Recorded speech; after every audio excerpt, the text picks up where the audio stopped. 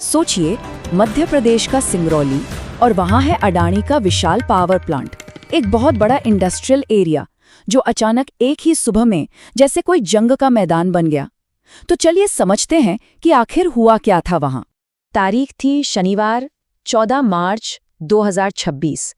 सुबह सुबह का वक्त था और प्लांट के ऊपर पूरा आसमान काले धुएं से भर गया। जो बात एक छोटे मोटे विरोध प्रदर्शन से शुरू हुई थी ना, वो देखते ही देखते एक बहुत बड़े हिंसक दंगे में बदल गई। सवाल ये है कि इतना बड़ा बवाल, इतनी ज्यादा हिंसा, आखिर इसकी शुरुआत हुई कैसे? तो देखिए, इस पूरे गुस्से की आग जो भड़की ना, उसके पीछे थी एक अकेली बहुत ही दुखद घटना, एक मजदूर की मौत। तो इस पूरी कहानी के जो केंद्र में है वो हैं लल्लन सिंह।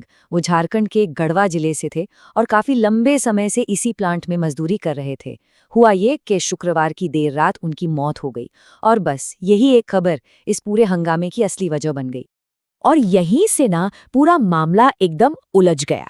हुआ ये कि लल्लन सिंह की मौत हुई कैसे, इसको लेकर दो बिल्कुल अलग अलग कहानियां सामने आने लगी और इसी ने अविश्वास और गुस्से का एक ऐसा माहौल बना दिया कि पूछिए मत।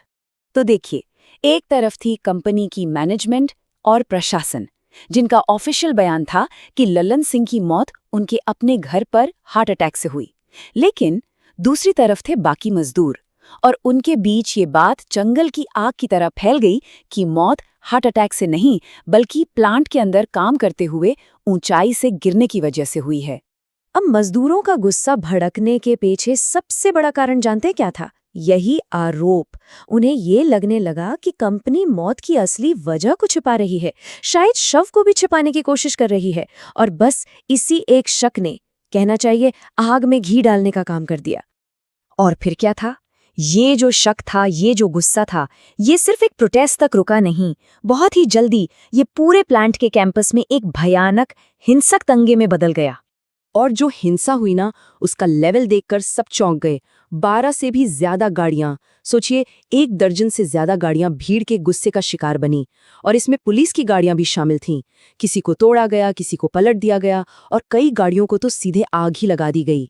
मजदूरों का गुस्सा यही नहीं रुका। उन्होंने कंपनी और जो कॉन्ट्रैक्टर थे उनके ऑफिस को टारगेट किया और उन्हें भी आग के हवाले कर दिया। इतना ही नहीं, कंपनी के जो कर्मचारी और अधिकारी वहां मौजूद थे उनके साथ भी मारपीट हुई, झड़पें हुई।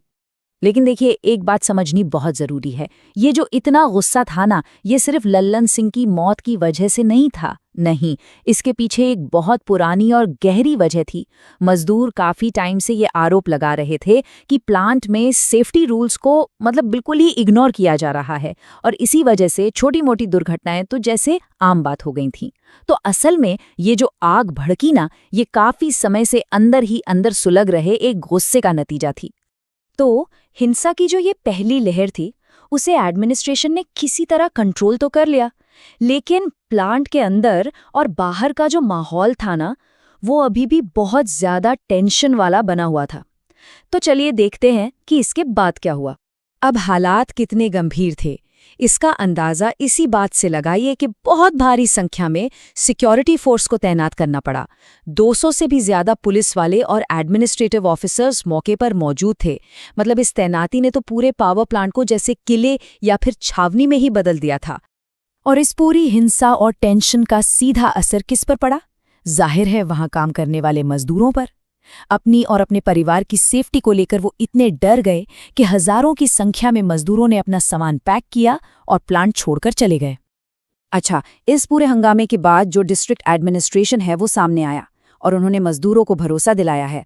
उन्होंने एक वादा किया कि लल्लन सिंह की मौत कैसे हुई और क्या मैनेजमेंट की तरफ से कोई लापरवाही हुई, इस सब की एक पूरी तरह से निष्पक्ष जांच की जाएगी। तो अब सिचुएशन ये है कि हिंसा तो रुक गई है, लेकिन टेंशन अभी भी बनी हुई है। जांच का वादा तो हो गया, पर कई सवाल हैं जो अभी भी बस हवा में ही तैर रहे हैं। देखिए, ये जो पूरी घटना है ना, ये सिर्फ एक दंगे की कहानी नहीं है। ये कहानी है मजदूरों और मैनेजमेंट के बीच पूरी तरह से टूटे हुए भरोसे की। और यही बात एक सबसे बड़ा सवाल खड़ा करती है कि जब भरोसा इस हद तक टूट जाए, तो क्या सिर्फ एक जांच का वादा शांति और विश्वास को फिर से वापस ला सकता है?